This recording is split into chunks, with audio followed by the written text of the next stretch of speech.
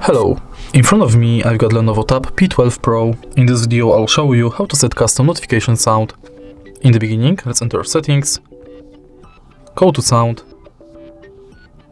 enter default notification sound, scroll all the way down and add notification. Select your custom sound and select it from the list.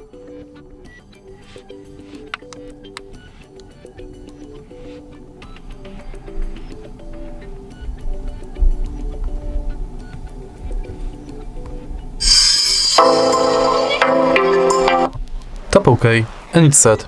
If you find this video helpful, please leave like, comment and subscribe.